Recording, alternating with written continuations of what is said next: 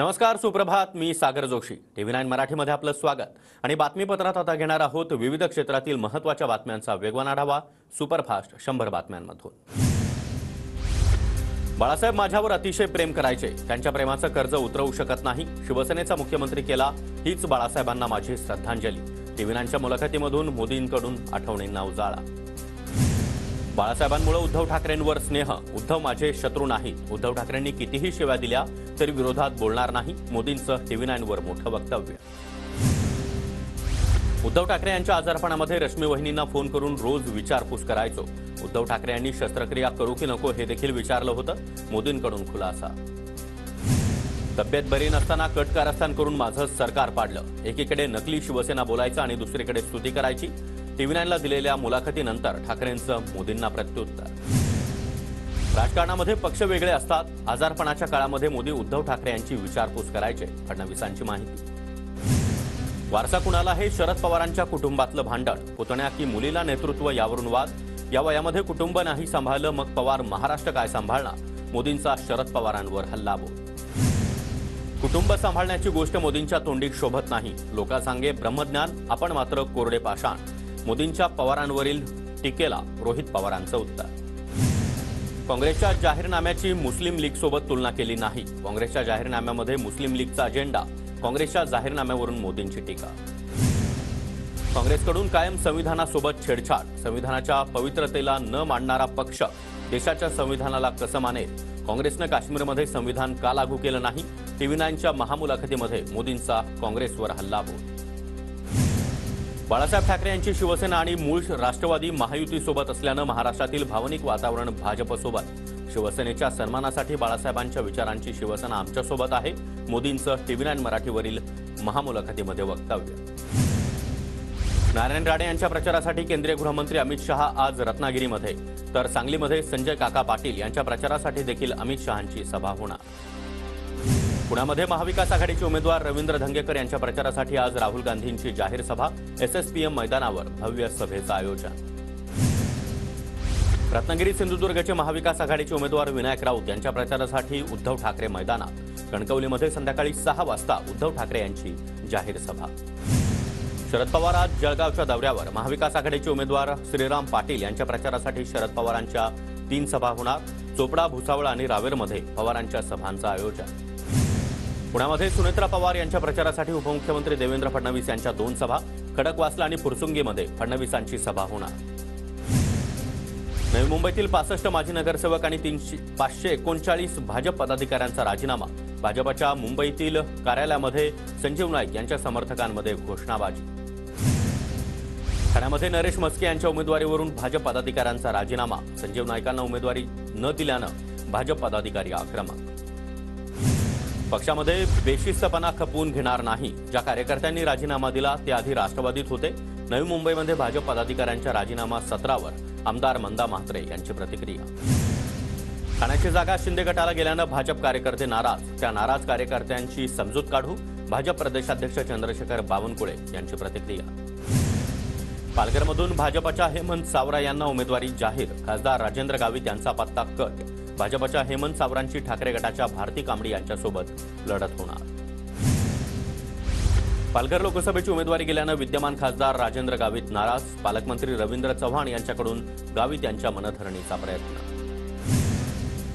ठाण्याचे महायुतीचे उमेदवार नरेश म्हस्के आज उमेदवारी अर्ज दाखल करणार. अर्ज दाखल करण्यासाठी मुख्यमंत्री शिंदे देखील उपस्थित असणार. महायुतीचे उत्तर मध्य मुंबईचे उमेदवार उज्ज्वल निकम हे देखील आपला उमेदवारी अर्ज आज दाखल करणार. अर्ज भरताना उपमुख्यमंत्री देवेंद्र फडणवीसांची उपस्थिती असणार. उत्तर पश्चिम मुंबईचे महायुतीचे उमेदवार रवींद्र वायकर देखील आज आपला उमेदवारी अर्ज दाखल करणार. अर्ज भरताना मुख्यमंत्री शिंदे देखील हजर राहणार. भिवंडीचे भाजपचे उमेदवार कपिल पाटील आज उमेदवारी अर्ज दाखल करणार. उपमुख्यमंत्री देवेंद्र फडणवीसांच्या उपस्थितीमध्ये कपिल पाटलांचं शक्तीप्रदर्शन केलं असणार. शिंदे गटाच्या दक्षिण मुंबईचे उमेदवार यामिनी जाधव आज उमेदवारी अर्ज भरणार. मुख्यमंत्री एकनाथ शिंदे यांच्या उपस्थितीमध्ये अर्ज दाखल केला जाणार. ठाणे लोकसभेमधून राजीव भोसले यांच्याकडून अपक्ष उमेदवारी अर्ज. माथाडी कामगार आणि मराठा आरक्षणाच्या मुद्द्यावर भोसले लोकसभेच्या मैदानात. सांगली लोकसभेच्या जागेवर चर्चा न करताच निर्णय झाला. सांगलीच्या जागेवर उमेदवार जाहीर झाल्यानंतर आम्हाला बातम्यांमधूनच समजलं. शरद पवार यांचं वक्तव्य. भाजपचं पाकीट घेऊन निवडणुकीमध्ये उतरल्यानं पाकीट हे चिन्ह मिळालं. सांगलीचे ठाकरे गटाचे उमेदवार चंद्रहार पाटलांनी विशाल पाटलांवर जोरदार निशाणा साधला. राजकारणाचा फड आणि कुस्तीचा फड वेगळा असतो. विश्वजित कदम यांचा चंद्रहार पाटलांना टोला, तर महाविकास आघाडीतील घटक पक्ष आघाडी धर्म पाळतील. विश्वजित कदम यांच्याकडून विश्वास व्यक्त. महायुतीच्या विकासाच्या गाडीला पंतप्रधान मोदींचं मजबूत इंजिन, तर राहुल गांधींच्या नेतृत्वामध्ये 26 पक्षांची खिचडी. उपमुख्यमंत्री फडणवीसांची इंडिया आघाडीवर जोरदार टीका.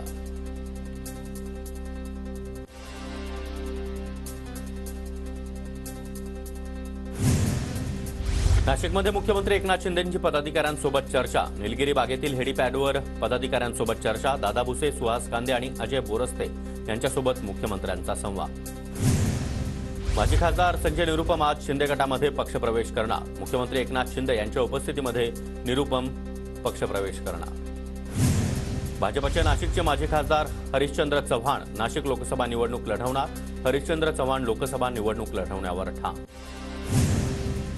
वंचित बहुजन आघाडीचे धुळ्याचे उमेदवार अब्दुल रहमान आज उमेदवारी अर्ज भरणार. रॅली काढून मोठं शक्तीप्रदर्शन केलं जाणार.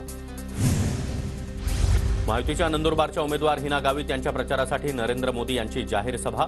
10 मे रोजी अहिंसा हायस्कूल या ठिकाणी मोदींची सभा होणार. नरेंद्र मोदी यांची अहमदनगरमधील सभा एक दिवस पुढे ढकलली. 6 मे ऐवजी आता 7 मे रोजी संध्याकाळी सभा होणार. महायुतीचे उमेदवार सुजय विखे पाटलांची माहिती. महाविकास आघाडीचे अहमदनगरचे उमेदवार निलेश लंके यांच्या विरोधामध्ये गुन्हा दाखल करा. महाराष्ट्र पोलीस बॉईज संघटनेची निवडणूक आयोग आणि गृहमंत्री फडणवीसांकडे पत्राद्वारे मागणी. लंके यांनी पोलिसांबद्दल केलेल्या वक्तव्यानंतर तक्रार. ठाकरे गटाच्या जाहिरामध्ये पॉर्न स्टारचा वापर. चित्रा वाघ यांचा ठाकरे गटाच्या जाहिरातीवर आक्षेप, तर चित्रा वाघ यांनी अर्धवट माहितीवर ज्ञान पाजळलं. सुषमा अंधारेंचा प्रत्युत्तर. अक्रस्ताळ्याबाई सवयीप्रमाणे बडबडून गेल्या. सुषमा अंधारे यांच्याकडून ट्विट करत चित्रा वाघ यांना उत्तर. सध्या चित्रा वाघ दिल्या भाकरीच्या आणि सांगितलेल्या चाकरीच्या. सुषमा अंधारेंचा टोला. शिवसेनेचे माजी आमदार विजय औटी यांचं ठाकरे गटातून निलंबन. भाजप उमेदवार सुजय विखे पाटलांना पाठिंबा जाहीर केल्यानं पक्षातून कारवाई. मनसेचे ठाणे अध्यक्ष अविनाश जाधव यांच्या विरोधामध्ये सराफाची तक्रार. 5 कोटी रुपये खंडणी मागितल्याचा आरोप, तर सूड भावनेनं गुन्हा दाखल केल्याचा अविनाश जाधवांचा आरोप. हातकणंगलेमधील उमेदवारांच्या प्रचारांचा धडाका. महायुतीचे धैर्यशील माने यांच्यासाठी गडकरींची सभा, तर सत्यजित पाटील आणि राजू शेट्टी यांचं देखील विविध ठिकाणी प्रचार दौरे. तिसऱ्या टप्प्यामध्ये 26,000 मतदारांचं गृहमतदान. सर्वाधिक 4,588 अर्ज एकट्या धाराशिव मतदारसंघामध्ये, तर सर्वात कमी गृहमतदार बारामती मतदारसंघात. पुणे जिल्ह्यामध्ये उमेदवारांसह मतदान यंत्र देखील वाढली. बारामती, पुणे, मावळ आणि शिरूरच्या लोकसभा निवडणुकीसाठी एका केंद्रावर 3 मतदान यंत्र वापरली जाणार. जादा 5,000 ईव्हीएम मशीन लागणार. धुळ्याच्या महाविकास आघाडीचे उमेदवार शोभा बच्छाव यांच्याकडे 49,97 लाख रुपयांची संपत्ती, तर बच्छाव यांच्यावर एनडीसीसी बँकेचं 2,11,60,000 रुपयांचं कर्ज. नंदुरबार लोकसभा मतदारसंघामध्ये उमेदवारांकडून जोरदार प्रचार. प्रत्येक मतदारापर्यंत पोहोचण्याचा उमेदवारांचा प्रयत्न. भाजप उमेदवार हिना गावित आणि काँग्रेसच्या गोवाल पाडवी यांच्यामध्ये मुख्य सामना. नंदुरबारमध्ये 8 आणि 9 मे रोजी दिव्यांगांचं मतदान होणार. प्रशासनाकडून दिव्यांगांच्या घरी जाऊन मत घेतलं जाणार. मतदानाची टक्केवारी वाढवण्यासाठी विशेष संकल्पना. विदर्भामध्ये आजपासून 3 दिवस उष्णतेच्या लाटेचा इशारा. विदर्भ आणि मराठवाड्यासह बहुतांश भागामध्ये उष्णतेची लाट कायम राहण्याचा अंदाज. उकाड्यानं हैराण पुणेकरांना पश्चिमी वाऱ्याचा दिलासा. किमान तापमानामध्ये काही अंशांची घट. विदर्भातील अनेक भागामध्ये पुढील 3 दिवस उष्णतेच्या लाटेचा इशारा. तापमान 45 अंश सेल्सिअसपर्यंत पोहोचण्याचा अंदाज. नागरिकांना काळजी घेण्याचं आवाहन. नांदेडमध्ये ही पारा 42 अंशांवर. शहर आणि जिल्ह्यातील स्विमिंग पूल आता फुल. सोलापूरच्या करमाळामध्ये पाणी प्रश्नावरून वडशिवणेमधील ग्रामस्थ आक्रमक. ग्रामस्थांकडून निवडणुकीवर बहिष्कार टाकण्याचा इशारा. तलावामध्ये पाणी सोडण्याचा मागणीकडे दुर्लक्ष होत असल्याचा आरोप. वाशीमध्ये उन्हाळी हंगामातील पिकांसाठी सातत्यानं पाण्याचा उपसा. बाष्पीभवन आणि सततच्या उपशामुळे प्रकल्पाच्या पाणी पातळीमध्ये मोठी घट. पुण्याच्या मावळमधील पवना धरणामधील पाणीसाठा आता 34%वर. तीव्र उन्हामुळे पाण्याचं बाष्पीभवन. पिंपरी चिंचवड शहरावर पाणी संकट उभं राहण्याचा अंदाज. पुण्याच्या भोर तालुक्यामध्ये पाणी टंचाई, 7 गावांनी 3 वाड्यांना टँकरनं पाणीपुरवठा करण्याची वेळ, 3 गावांना टँकर मंजूर तर 2 गावांनी प्रस्ताव दाखल केला. बीड जिल्ह्यामध्ये शेतीच्या मशागतीला आता वेग, नांगरणीबरोबरच गाळ शेतामध्ये टाकण्याच्या कामालाही सुरुवात. बीड जिल्ह्यामध्ये 15 दिवसांमध्ये झालेल्या अवकाळी पावसामुळे 2300 हेक्टरवरील पिकांना मोठा फटका, 1200 हेक्टरवरील फळबागा देखील उद्ध्वस्त, शेतकऱ्यांचं कोट्यवधी रुपयांचं नुकसान. जळगावच्या धोनखेडामध्ये शॉर्ट सर्किटमुळे 3 एकर क्षेत्रातील मका जळून खाक, 2 लाख रुपयांचं नुकसान, शेतकऱ्याची नुकसान भरपाई देण्याची मागणी. बुलढाण्यामध्ये वाढत्या तापमानामुळे भाजीपाल्याच्या उत्पादनात घट, पाण्याअभावी भाजीपाला सुकला, भाज्याचं उत्पादन कमी झाल्यानं बाजारात भाज्यांच्या दरात वाढ. नंदुरबार कृषी उत्पन्न बाजार समितीमध्ये 3,35,000 क्विंटल मिरचीची आवक, बाजार समितीची मिरचीमधून 135 कोटींची उलाढाल. नवी मुंबईतील नेरूळमधील विनापरवाना सुरू असलेल्या आठवडा बाजाराकडे पालिकेचं जाणीवपूर्वक दुर्लक्ष, आठवडा बाजारामुळे नागरिकांना नाहक त्रास. मेट्रो 3च्या कामांसाठी बॅरिकेड्स लावल्यानं अरुंद झालेले रस्ते बॅरिकेड मुक्त होणार. मुंबई मेट्रो रेल कॉर्पोरेशननं आतापर्यंत 14.53 किलोमीटर लांबीच्या रस्त्यांवरील बॅरिकेड हटवले. मध्य आणि हार्बर मार्गावरील लोकलच्या फेऱ्यांमध्ये वाढ, तसंच एसी ट्रेनचं तिकीट देखील कमी करण्याची प्रवाशांची मागणी. खोट्या कागदपत्रांच्या आधारे चोरीच्या गाड्या विकणारे 9 जण अटकेत, 29 ट्रका, त्याचबरोबर 5 कोटी हस्तगत. नवी मुंबई पोलिसांची मोठी कारवाई. रेल्वेच्या स्लीपर कोचमध्ये देखील प्रवाशांची गर्दी, लग्नसराई आणि उन्हाळी सुट्ट्यांमुळे रेल्वेचे सर्वच ट्रेनांचे आरक्षण फुल.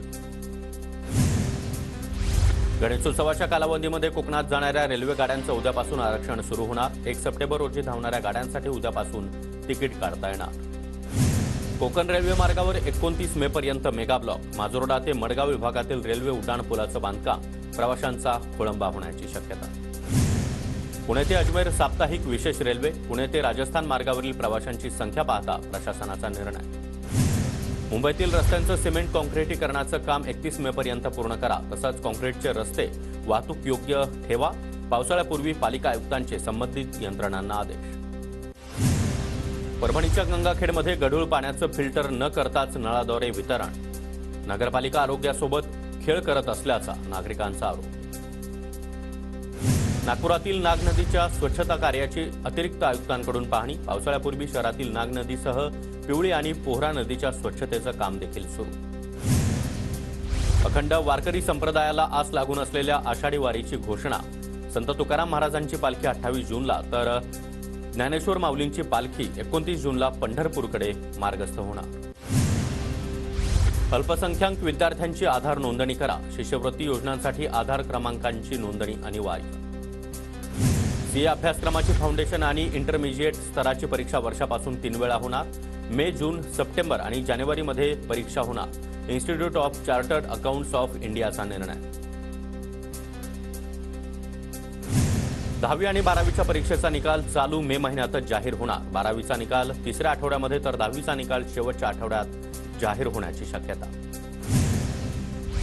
मुंबई विद्यापीठामध्ये आता प्रथमच जपानी, जर्मन, चायनीज या भाषा शिकवल्या जाणार.